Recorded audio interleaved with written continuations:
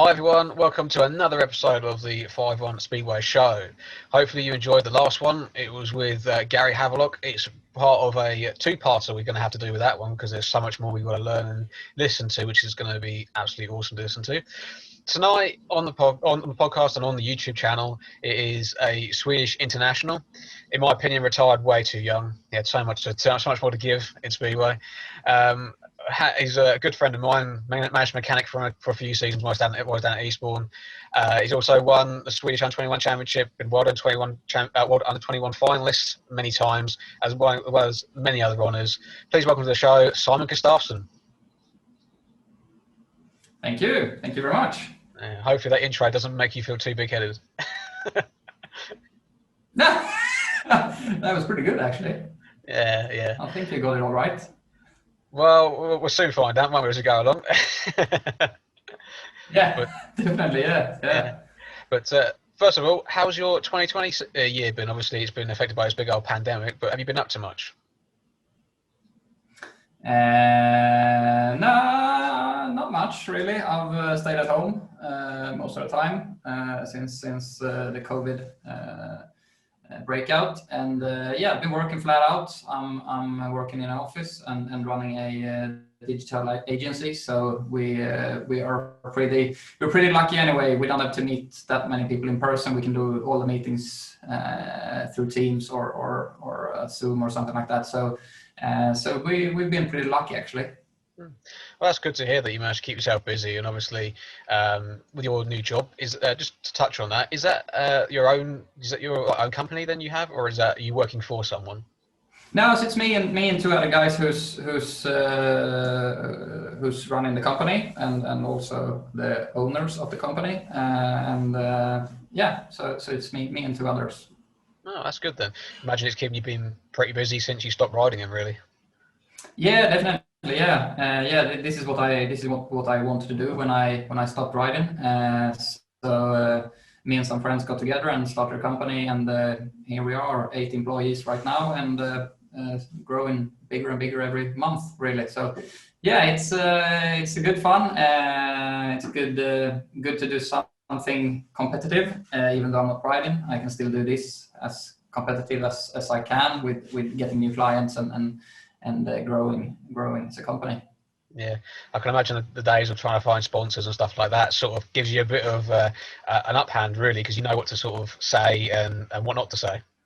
Yeah, that's right. And as a matter of fact, I'm still doing that for Kumla Indianerna, for my old Swedish club. So I'm involved with them as well. So I'm on the board there, and we are also doing all the commercial stuff and all the social media and website and everything through my company. So and I'm in charge of all the partners and all the sponsors and networks and stuff like that. So still a bit involved. Yeah. Can't get out your system, mate. It's in the blood, unfortunately. That's it. Yeah. But obviously, turn to Kumla. How did the season go? I know obviously it was a short and Swedish season, but how did the team go this year? No, we did all right. We finished second, which is good. We got to be happy with that. Obviously, very boring doing a season without the crowd. Yeah. But no, we managed all right. It was okay financially as well. We didn't lose too much money. We managed to cut down on the costs, and it was all right. It was all right given the circumstances. It was all right. So yeah.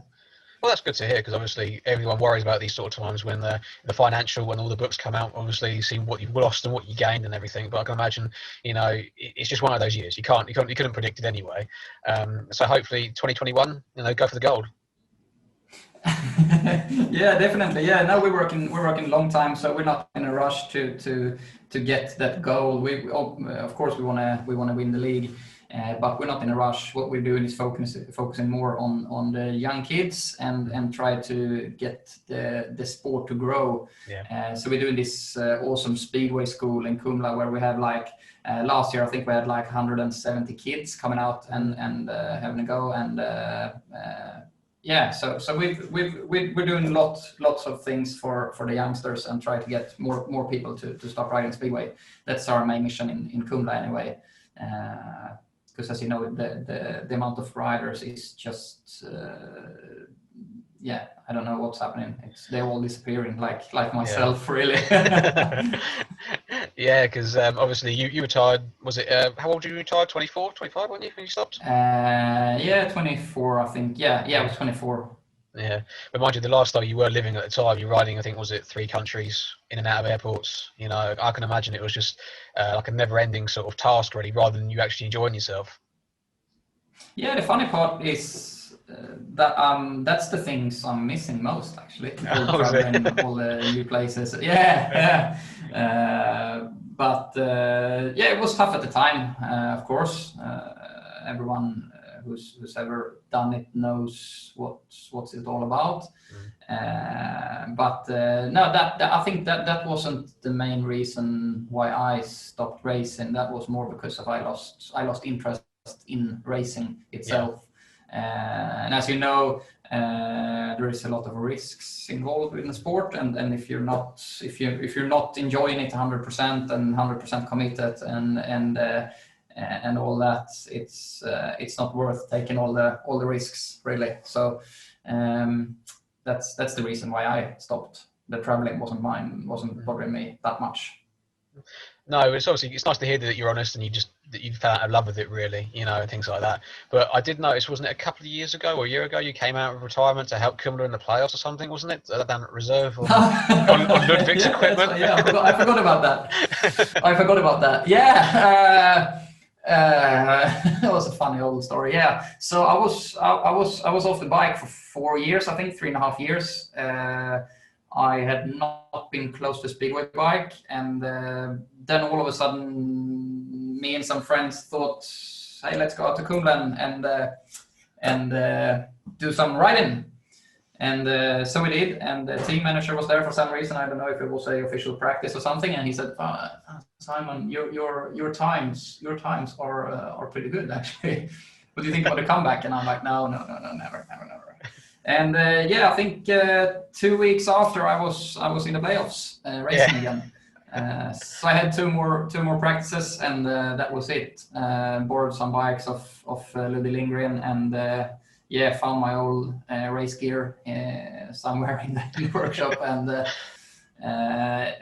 didn't go that well, to be honest. But it was a good fun, and yeah, that was hopefully the last time I was racing.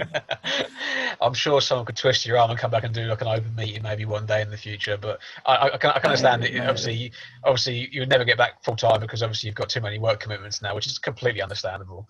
But it still seems it's still nice to see you manage to get out on a bike again more than anything. But so if we go to the beginning of your career.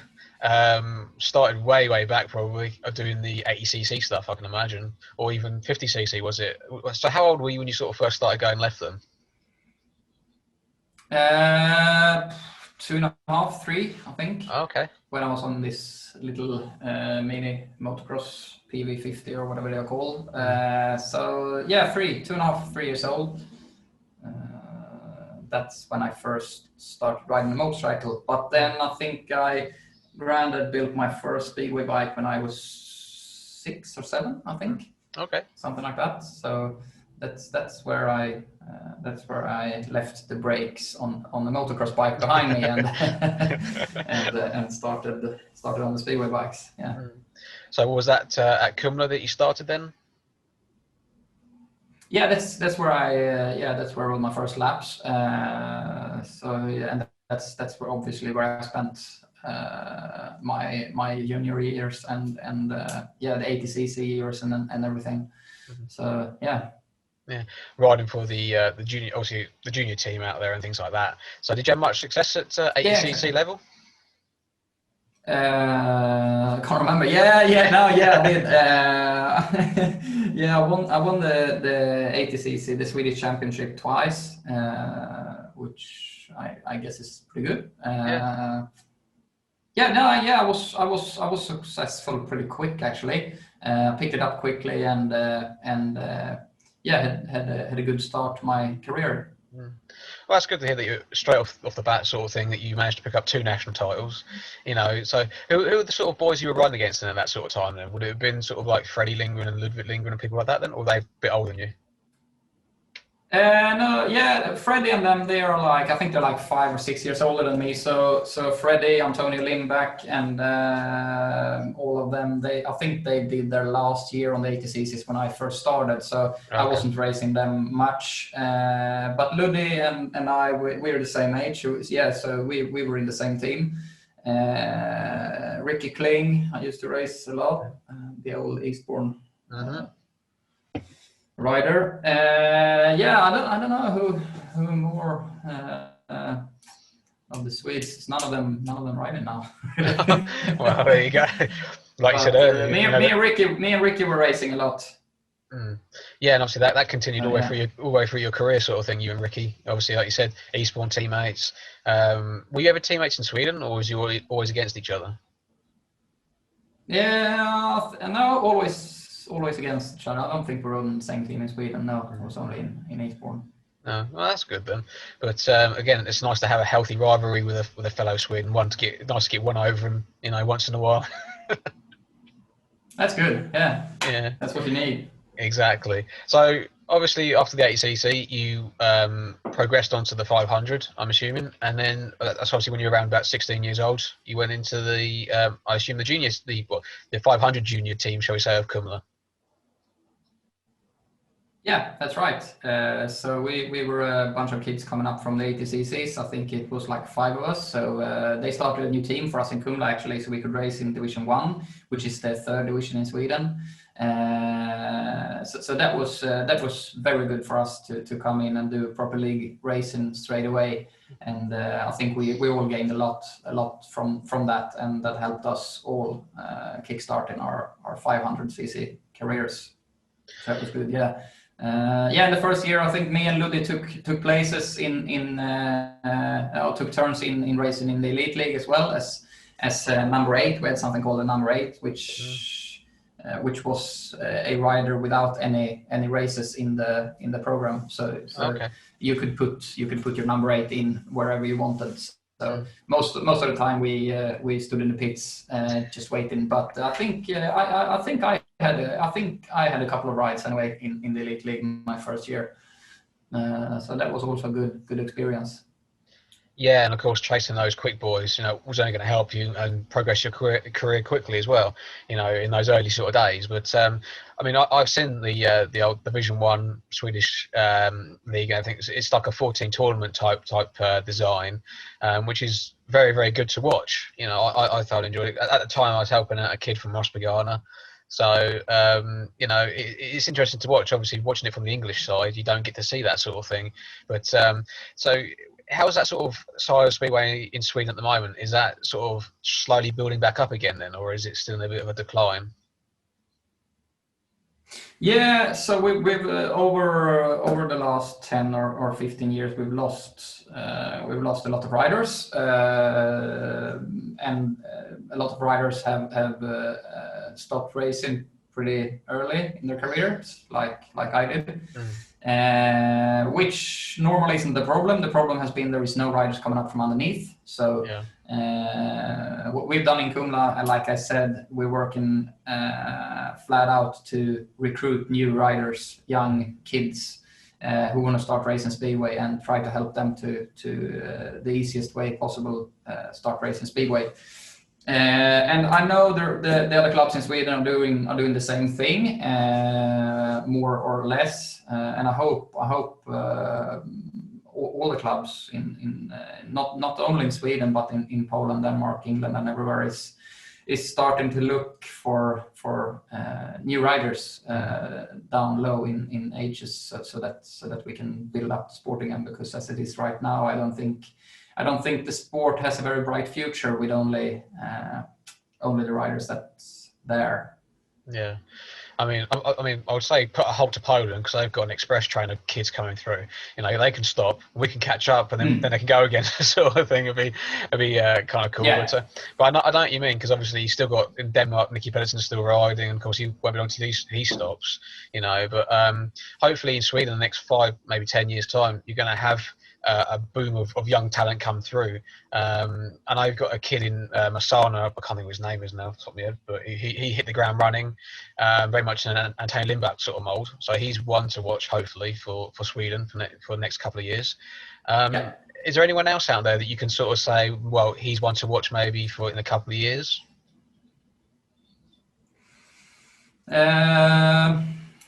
I don't know. Yeah, there is a couple of youngsters in Kumla who's got a bright future, but I don't know. It's so early in their careers as well, so you can't really say much, and you can't really put the pressure on them this early. And you know, with how kids pick it up quickly, and some are more of a late bloomer and slow starter. So I don't know. I don't feel it's fair for me to judge our own juniors in Kumla anyway, since I'm involved in the club. But there is a couple of them who's definitely got some talent, and I think will have a bright future in the sport. That's for sure. But then after them, we need to work hard to get to recruit more riders, because the more riders we have, the bigger the chance that we have some good riders as well.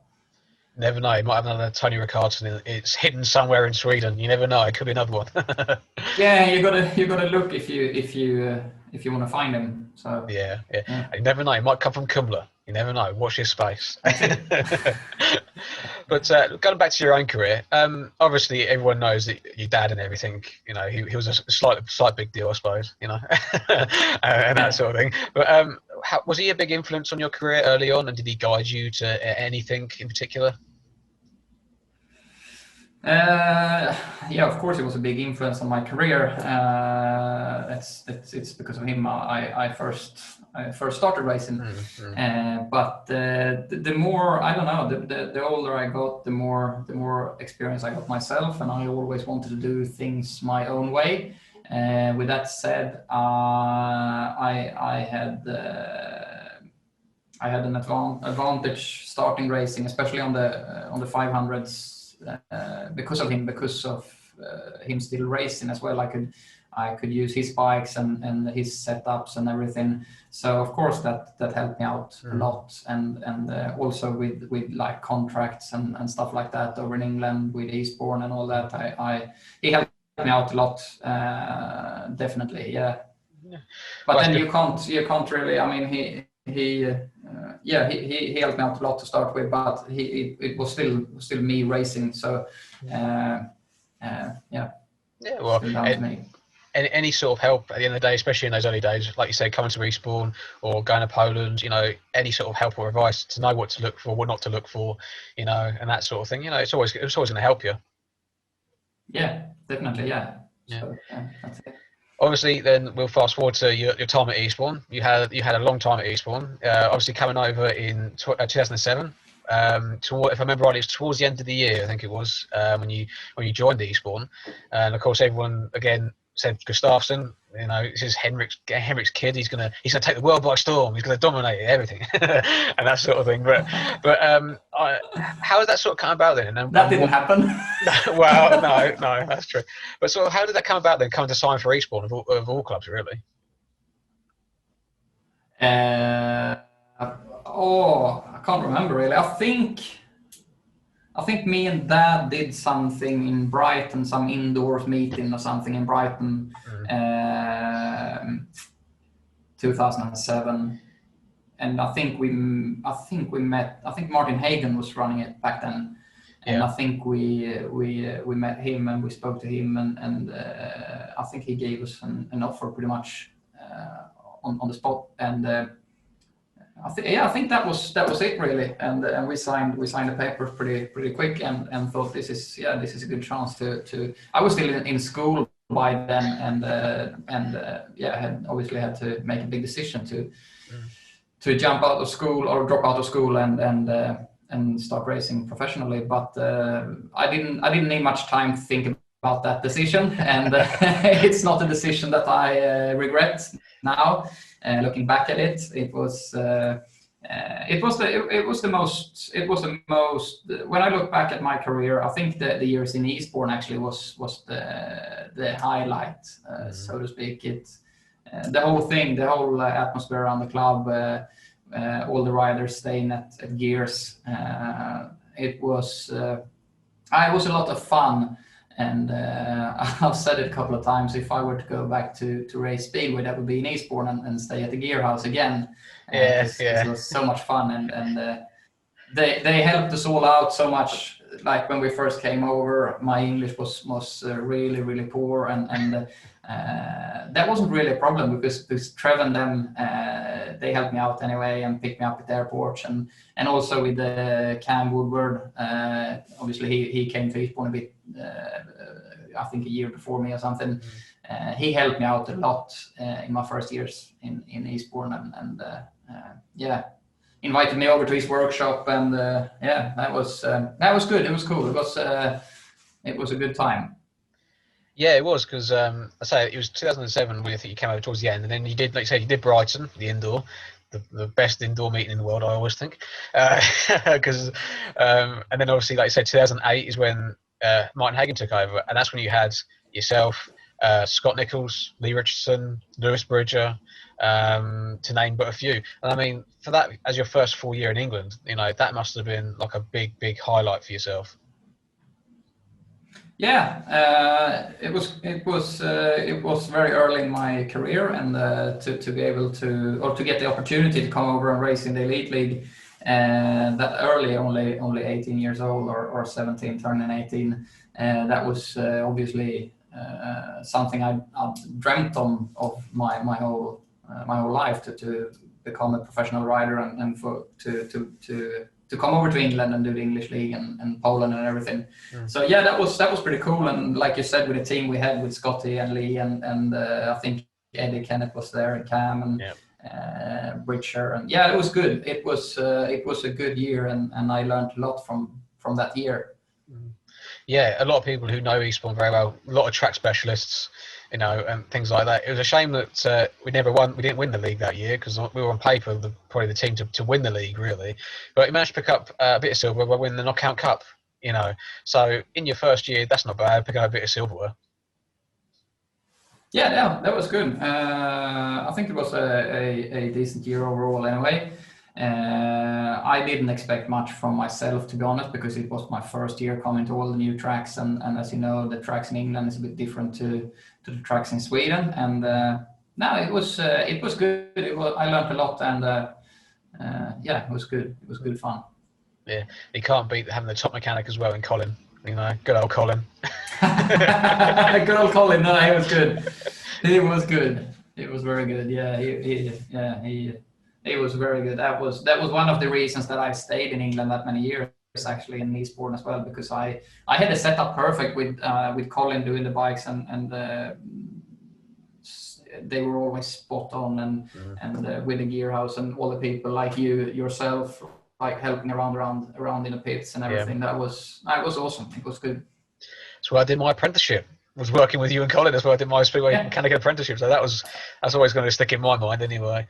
So, but and even now I'm now a machine examiner down at Eastbourne. So it's swings and roundabouts. So that's it. Yeah. But looking away a bit from Eastbourne, because obviously you spent 6 seasons with Eastbourne. You managed to sign for a few clubs in Poland. First one, I think, according to my information I looked up, it's 2007 you signed for Rezhov. Is it Rezhov or Rosrich or something like that? Who you rode for? No, I think that must have been Ravich. Ravich, that's it. Oh, these Polish names, I can never get them right. Oh, so how did that sort of come about then? Did the club approach you, or did someone recommend you to the club then?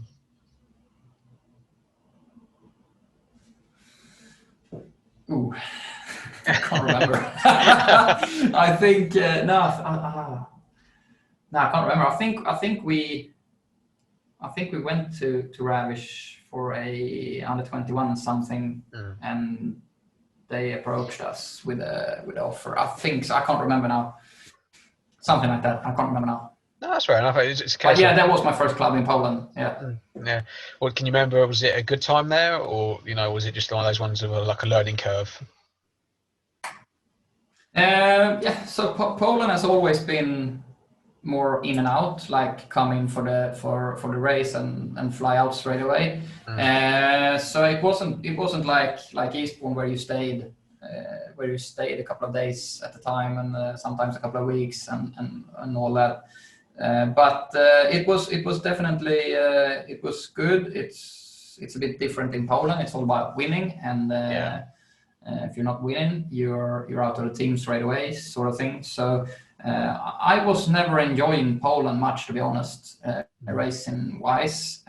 Obviously, I was enjoying it when it all went good. Yeah. Because then everyone was very, very kind and wanted you there. But when things wasn't going that well, you were not that welcome. You were not. They were not very happy with your performance, and I think that they showed it pretty clearly, both the fans and the managements and stuff like that. And I can't blame them. We're all there to win. So that's just a bit different to how things are done in Sweden and especially in England. Yeah, because I've had a few people on the show, and whenever I bring up Poland, it's the same thing like you're saying. You've got to win at all costs. They're never happy if you lose. I mean, you could lose by 1 or 2 points, and it's your fault that you lost, even though you scored 12 or whatever. You didn't get your maximum, and that's it. But it seems that, to me, it's a really weird attitude towards having. But then again, that might be me because I'm English. We're happy to lose. No, you're right. Yeah, but moving on, you didn't do, according to my thing, you didn't do 2008 in Poland. You skipped that year, and you went in 2009 to Lodz for a season. If I'm wrong, just say. You're thinking. I can't remember. You're probably right. I can't remember. Yeah. All right. How was your time at Lodz? Because obviously you had 2 spells at Lodz. You had one in 2009 and in 2012. So you obviously liked the place a little bit, and to go back there. Yeah, no, that was a good club. It was a good atmosphere. I enjoyed the track a bit, even though the track was a bit rough at times. But I enjoyed it, and I found a way around it. So yeah, Lutz was good. I don't know. I didn't want to change clubs in Poland every second year, but Poland being as Poland is, you sort of don't get this team spirit, or didn't get this team spirit that we had, like for example in Eastbourne or in Kumla, where you wanted to stay, and Poland was more about who's offering the most money, to be honest, which is pretty boring, but that was more, Poland was more business, because they wanted business from you. That was it. That was the relationship they wanted. They wanted you to win at all costs, and obviously I wanted to get paid as much as possible. So that was more a business relationship rather than a team relationship. If Poland was more like a team relationship as well as a business sort of thing, do you reckon that you would have performed a lot better because you lot all the team would have gelled better? Is that the sort of environment that makes you sort of ride better then? Definitely, yeah, 100%. Yeah, I was always for team riding and everything around racing, with being involved in a team and do things together as a unit. That was always what I enjoyed most with racing. So maybe you never know. But if there had been more of a team spirit, maybe I would have enjoyed it more and done better. I don't know. Well, no, it's just an interesting thing, because it's getting to know how Simon Gustafsson reacted in certain situations, sort of thing, and what did you thrive in and what didn't you thrive in. So it's good to hear that sort of side of it. Yeah. And then obviously, again, you moved clubs in 2010 in Poland. You went to Gorzów. of all clubs. A big move probably at the time. Were they in the extra league then, or were they in the lower league? No, that was in the extra league. I think it was, it must have been, because it was definitely, because I think we had Nicky Peterson, Tomasz Golob, Matej Sagar. It was a pretty good team actually by then. Smarslik's older brother, can't remember his name now, but I do remember Bartos on practices, and that he must have been like 14 or something by then. He was he was on the 500s already, wide open on practices. He was there every day, because we had to practice like Friday and Saturday before Sunday's meetings, and he was there every day practicing. So no wonder he's where he is right now. Yeah, tons and tons of practice, but I can imagine even then he'd probably scared you a little bit, thinking, oh Christ, hang on, how can he stay on the bike? He's going to make it around the next corner, sort of thing. No, he was pretty easy going. What I remember, he was pretty easy going on the bike and smooth, and looked in control for being 14, 15 or how old he was. That's what I remember of him anyway. But he was fast. He was definitely fast for being that young. Yeah, it's good. Yeah, well, he obviously is fast because he's two-time world champion for no reason, really, isn't he? So it's his career went to where your career should have done, that sort of thing. That's right. Yeah. But just looking back to England and everything again, in my notes, you managed to win. I think it was the Elite League Shield with Eastbourne in 2009. I think it was when I can't remember who you beat. I think it might have been Bellevue or Paul, someone like that. But that's obviously a good way to start the year. How did that sort of season then go then after that then? Was it a good year, or was it an up and down year?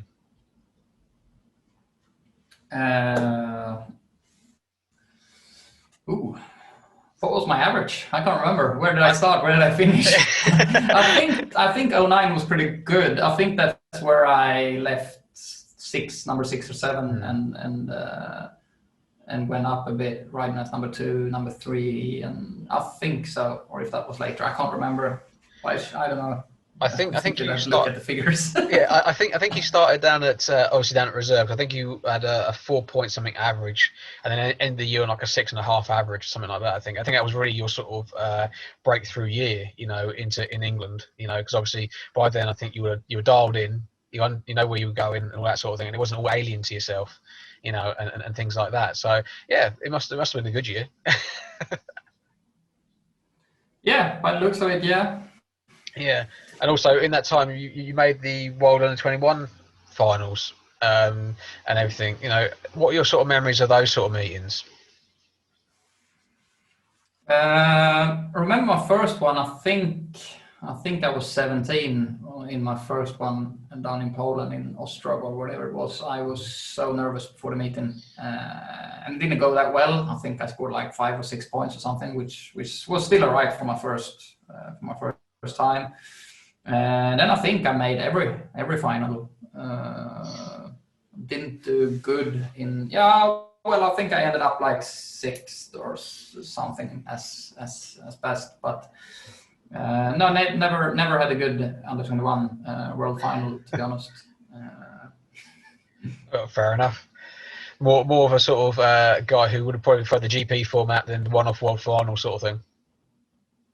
Maybe. I don't know if that would have helped. There was a lot of good young riders when I first came up. I mean, we had, I think, Chris Holder and Emil Seifedina won it, or 1 and 2 for 2 years, and obviously Darcy Ward came through, and them guys. So that was good. It was good riders actually.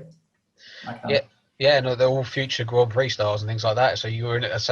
I think whenever I look at the World Under-21s, even now, because I had Tom Brennan on in a couple episodes ago, and he was talking about it, and it's like he wants to make the World Under-21 final and everything. But you look at the lineup now, it's a junior Grand Prix field, I mean, and they're all so good, and it obviously gives Speedway a good, bright future. That's it. Yeah, that's right. Yeah. I managed to find some stats I don't know if you want to know of your time at Eastbourne and things like that. So, from your 2008 season, you finished on a 4.93 average, which is good for your first year. So you can't grumble with that. That sounds very good. Well, it's not a 3, is it? So, but you managed Where to did go. I start? Where do you start as a foreign rider? I think unless it's changed, you started as an assessed 4-point rider, so you got your average. So Okay. you can't really grumble with that. But then obviously No. in '09 you went up to a 6.86 average. So yeah, like we're saying, that year was the year where you sort of jumped up and went up another gear. Yeah. And then also in 2010, you kept consistent and 6.27. So you're still sitting around the 6-point mark. So a good solid rider. But according to the stats I've got, 2011 was your best season for Eastbourne with clocking a 7.22 average. So I think that was the year when Eastbourne made the playoff final against Poole. I think it was that year. I think that was the year when Cam was at reserve and getting 7 rides every week. Yeah, that I remember that. I remember that. Yeah. I Yeah. can't remember if Gierno was spannering for him back then, but I know he had. I think Gierno was with him back then because he had a lot of work to do, or if he was with Kulmakorp, I can't remember. I know Cam bent a lot of bikes that year. Anyway, he was all over the shop. Yeah, well, trying to win the league. Yeah, mind you, I think at the time he was the trump card reserve in the league, so yeah, why not use him? But I mean, that must have been a good year because in that year, in 2011, you managed to win the Swedish Under-21 Championship and also the Swedish Nordic Under-21. Sorry, the Nordic Under-21 Championship. So individually, that was a good year for yourself. That was good. Yeah, that's right. I think that must have been my best year actually, and I qualified for the Grand Prix challenge that year as well. I qualified for the Grand Prix challenge, and I think I did right in that meeting as well. I think that was when I thought my career was going to take it to the next step, but I don't know. Then the next year, 2012, I started to lose interest really in racing, and that's where I started to doubt me racing or not racing. Really, I started to think about why am I racing? Is this what I want to do? And Sort of like it sort of went downhill from there, I think. Well, I don't think you went downhill after that.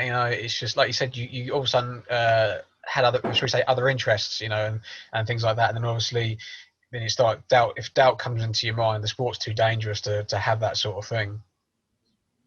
Yeah, definitely, yeah. But also in that 2011 season, you were reserved for the Grand Prix. Did 2 rounds at reserve. I think it was the Scandinavian Grand Prix and the Swedish Grand Prix. I think didn't you get a ride at Gothenburg? I think I remember rightly as a reserve. Yeah, that's right. Yeah, I think I got 1 point in that ride. Yeah. Well, I think that was the Gothenburg. It was absolutely torrential rain. It got cancelled after the 16 races or something like that, if I remember rightly, or something like that. Yeah, it was pissing down. Yeah, it was. But it was a good debut. Well, at least you made your debut. You can say that you rode in the Grand Prix, so it's. Yeah. So how did you like approach that sort of meeting then yourself? Then was you like really buzzing for it, or how did you feel going into it? Nah, I was just a reserve, so I didn't expect much really. If I had the chance to go race, do one race, I was looking forward to it. That was more like that. Really, it was a good fun to be around it and in the pits and see how the big boys was working in the pits and all that. That was good experience actually. Does that sort of like pencil in your mind that that's where you wanted to be then in that in the Yeah, future? yeah, definitely. Yeah, 2011 and that around that time, I was the main goal was obviously to be in the Grand Prix as soon as possible and be world champion one day. That was the main goal by then. Yeah. Yeah. I mean, That was inspiring. Obviously dipping your toe into it, again, there's another thing to open your eyes up, and that sort of thing. But also, I think you might know this, but the thing is that you're the only Speedway rider to have your dad ride in the Grand Prix series as well as yourself at some point. Really? Yeah, you're the only person, as far as I'm aware, and I could be wrong, so I might get slated if I got it wrong, but I think you're the only rider in Speedway history at the moment to have both you and your dad to ride in the Grand Prix series at some point. All right, cool. Put that on your CV then. Yeah, we do. But I mean, obviously, let's say the 2011 season was obviously, like you said, your best season. 2012, obviously, you kept your 7-point average at Eastbourne again. Obviously, like you said, you started to lose a bit of interest. Had the interest sort of like from then obviously got more and more less in the Speedway and then more into what was going on around you?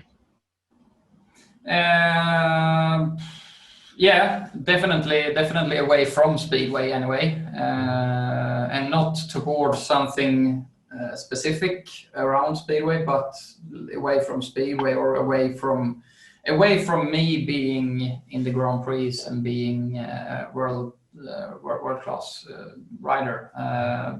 Really, yeah.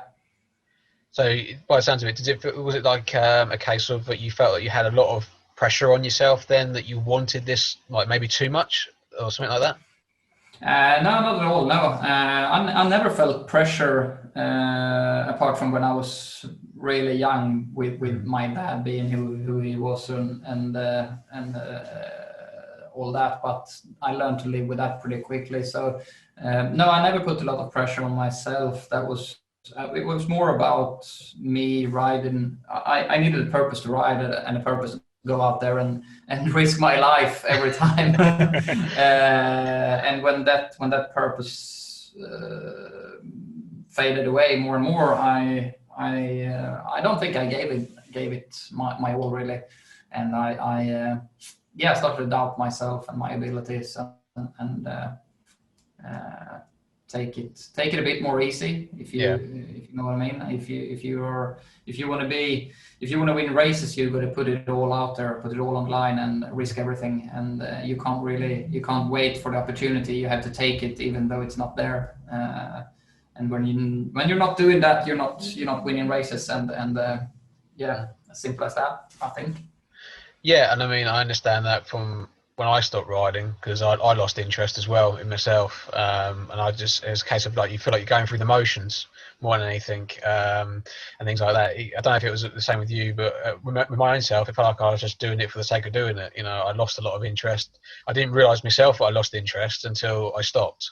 Really, I spent a lot of money and got nothing out of it, which was one of the reasons. It was like a kick in the teeth, really. But I'm sure you can relate to that a little bit. Oh yeah, definitely, yeah.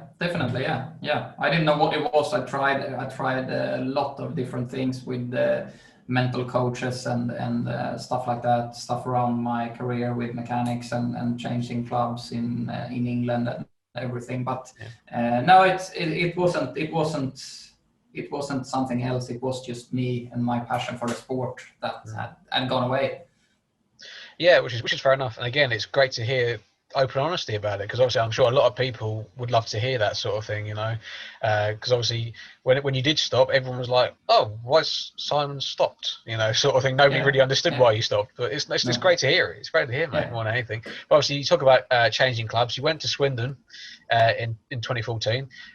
Did you enjoy going to Swindon, and was it a nice change? Compared to Eastbourne,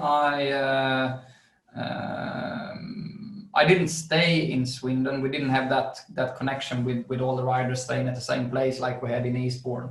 So I can't really compare them two, because that would be unfair to Swindon, because you can't beat what we had in Eastbourne. That's just no chance you can beat that what we had. But as a club, it was good. It was good racing for them. It was a good management with Roscoe and them.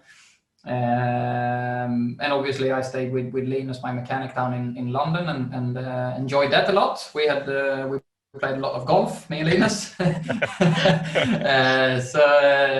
Obviously that was good. That was a good fun, and I enjoyed that too. Even though I must say I did miss Eastbourne. I think I did a couple of guest bookings for Eastbourne, and that was felt like coming home again. And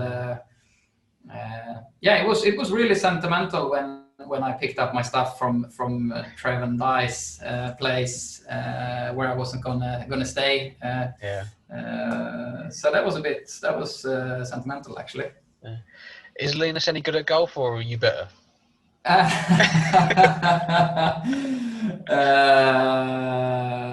think we were pretty even, actually. He picked up golf pretty late, but he got a hold of it pretty quick, and no, it was good. It was we were good. We were good playing together. Well, that's good then, because next time I see him, I'll ask him about it and see if he gives you the same answer. I guess he will.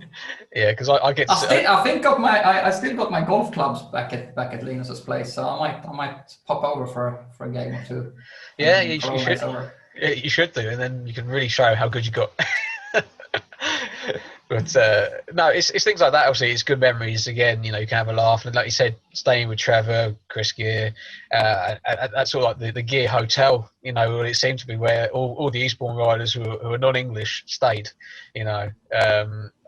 Was Cam there with you when you stayed there at Trevor's as well? Yeah, he stayed there for I think he stayed there the last couple of years anyway. I think the last 2 or 3 years I was there, he stayed there as well. And he was the only one staying there permanently, obviously, because he stayed there from the time he flew over from Aussie to the time he flew back. He stayed at the Gears. The other we were more in and out, so to speak. Sometimes we stayed a couple of weeks, especially in the beginning of the season, with England starting a couple of months before Sweden, and that we normally stayed a bit longer. Yeah, well, that's good, because obviously, like you said, it built the team spirit, and everyone got on with everybody. Well, on the faces, it looked like everyone got on with everybody, unless there's something that we don't know about. No, we did. That's good. That was good. That was good fun with Dennis Gisatulin and Timo Lahti, and Kilme Korpi was staying there as well. So it was a full house. Yeah, and then to France for good measure, you had Lucas Drummel in the team, and things like that. Yeah. He was with us for a couple of years. Yeah, that was good fun. Yeah. Yeah, it's always one thing that stands out with Lucas with me. I know that is that I think my cousin went to go and buy something off of him, and one thing he said, I sell everything apart from helmets. And we were like, okay, why aren't you selling your helmets? And just out of curiosity, I never sell helmets. I never sell helmet to anybody. I chuck it away, or I keep it for myself. I get a new helmet from my sponsor, and that sort of thing. And we're like, okay, we're not asking. They're only asking for like a pair of Kevlars or anything like that, and we're getting told that sort of thing. And that's one of the memories with Lucas that stays in my mind, is that sort of thing. But then again, that was Lucas, That was Lucas, yeah. Yeah, but so what other sort of things did you manage to do? Anything? I know you did Brighton. Did you ever do any like sort of ice speedway at all? No. Nope. Didn't even fancy it. Nope. So. Nothing like the old ice hockey sort of stuff, and I didn't mean like the proper ice racing, just like the speedway sort of stuff, and nothing like that. Yeah, we did it a couple of times on the lakes in Sweden when I was younger, but nothing competitive in any way. That was just more just for fun. Yeah, well, that's fair enough. It's just interesting to find that sort of thing out. But how did you find Brighton? Did you enjoy doing it? No, I don't think I did, actually.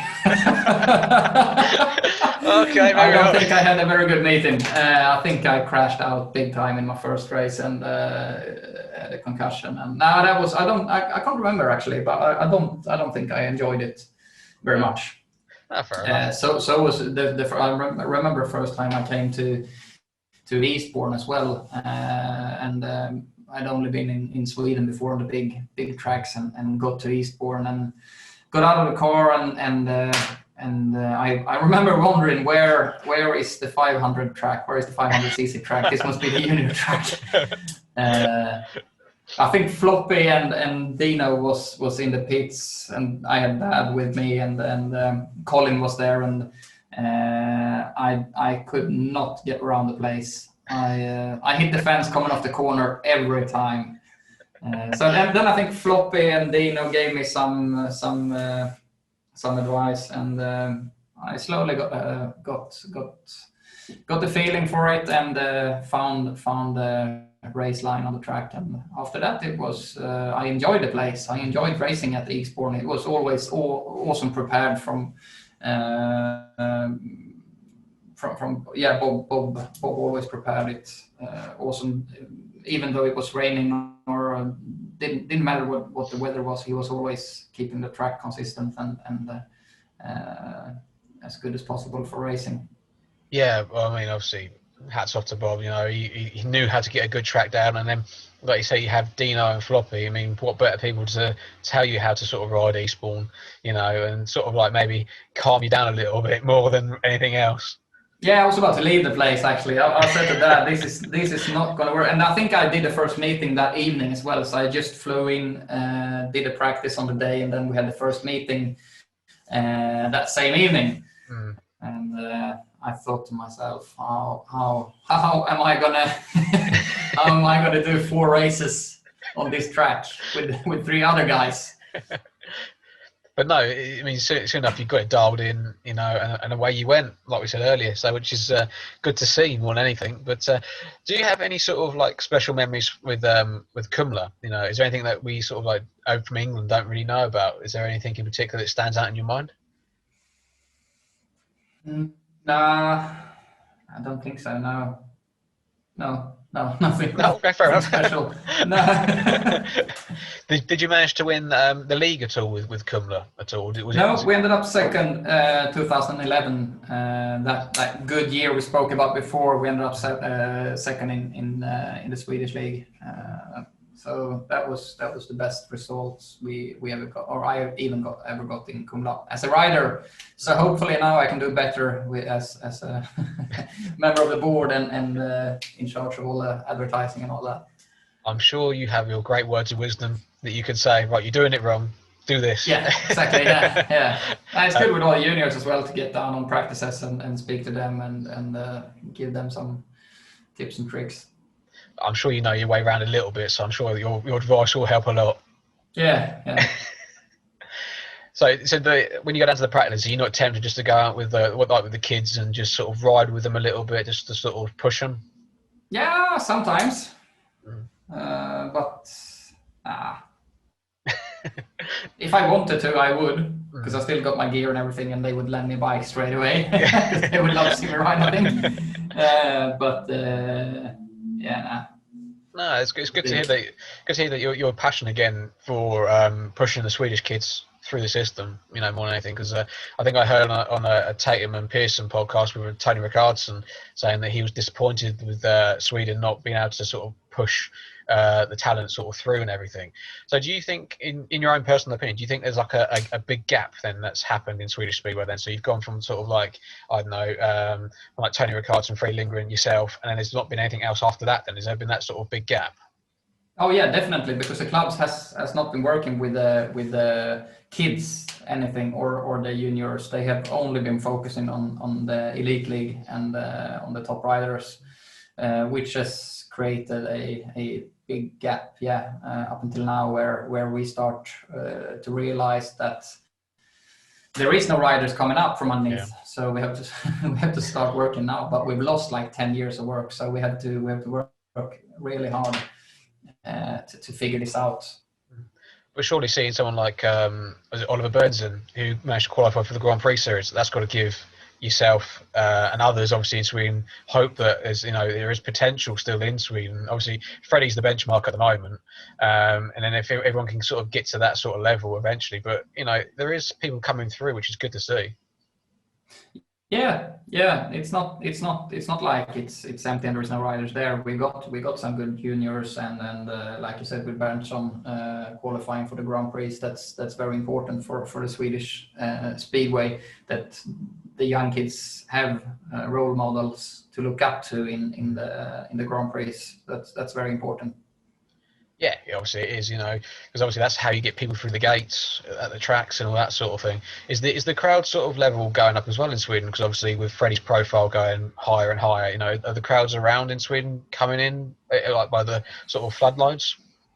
I don't know actually. I think it's been the same the last 10 years really. Some clubs have lost a lot of people, but I don't know. We in Kumla we're going strong. I think we've got like 3,000 average, which is good. We want to be a bit higher. We want to aim for 4,000, but it takes time, and you got to work long term with it, with all the advertising and get kids starting riding. So they want to go to the meetings. They want to bring their mom and dad and grandparents and all that. And also work more with sponsors and we have to do all the hard work, and obviously with Poland being what Poland is right now, regulating riders from doing more than one other country, we have to step it up, step our game up if we wanna compete, and if we wanna have the world's best riders in Sweden, we have to step it up on all. Yeah, on all that sort of thing. It's a shame that I personally think it's a shame that Poland are doing that, saying you're going to ride in Poland and one other country, because obviously someone will miss out. And obviously I've seen recently in press and things like that Jason Doyle's decided to stay in England and miss Sweden this year. So, it kind of backfires on Sweden a bit, because obviously, yes, one GP rider you won't have sort of next season. That's right, yeah. But then again, Poland has done the work. That's where all the money is. That's where the crowd is. That's where Speedway is. And if we in Sweden would have done the work, or you in England would have done the work, it would have been us setting the rules for World Speedway. So we can't really complain. It's all up to us. It's because they've done a good work. They can dictate whatever they want really, or however they want. So we need to step it up, and in some ways it might be good for Swedish Speedway that we will lower the league, the quality of the league a bit. That will be cheaper for the clubs, and I don't think the racing will change much. I still think the crowds will come to the arenas. What we have to do is we have to have more local riders in the teams. I think to bring the crowds. So there is other ways to work around it, but it's a shame we won't see Jason and Buffy and Freddie and all them in Sweden, maybe because of this. But yeah, and obviously, like I say, it might give a chance for some teenage or some 20-year-old Swedish kids to come in there and set the world on fire, really. Which exactly, yeah. So again, it's sort of like the opportunity that you had when you were 16, just to sort of 16, 17, to have that chance at Kumla. It's come full circle in your own eyes a little bit, because obviously it's given that chance again to someone else. That's right. Yeah, that's right. No, I think that's important. I think that's important to get the chance to ride in the top league as soon as possible. Really, if you're ready for it, obviously. Oh yeah, I get that completely. Obviously, you don't want to put a kid in there too early to find that he really struggles with everything. That's obviously, again, that's your experience. You got good head on the shoulders, mate. That's what it comes down to. Yeah. Anyway, Simon, I don't want to keep you too much longer. It's been great chatting to you. It's good to see you all well and healthy and everything. Keep him busy. That's what we like to see. Keep him busy. In these hard times. But is there anything you want to say to anyone over in England or in Poland? You want to say anything to your fans? Don't know. I've said it all. I think. No, I'm grateful for the time I had in England, and especially in Eastbourne with all the people like yourself and especially Trevor and Brian Gear putting up with us all those years, a bunch of young kids playing around in their house, making a mess. Bob Dugard and Margaret, obviously, Martin and all of them really. I want to thank all of them for the years I had, and I would be more than happy to come over and visit you guys and watch a meeting from the pub, have a pint, and tell people how it's done. That would be cool, actually. Well, fingers crossed when all this pandemic's cleared up and everything, you'll be able to travel over and come and see us all, because I don't think we've all changed that much. I don't think so. Time stands still in Speedway, doesn't it? Exactly. But no, all seriously, mate, it's great to see you and have this time to talk to you about your career and everything, and get a bit of an insight into how Simon's career really went, sort of thing. But before I sign off, I just want to say to everyone, thank you for watching again. Please make sure, I keep saying this in every video, like the page, join the group. I've got some stuff coming up, hopefully, which might only go into the group, so it might be worth just joining that one. Follow us on YouTube, on Spotify, on Apple Podcasts, and there's loads of other places you can find this now. But Simon Gustafsson, thank you for being on the show, and take care, mate. Thank you.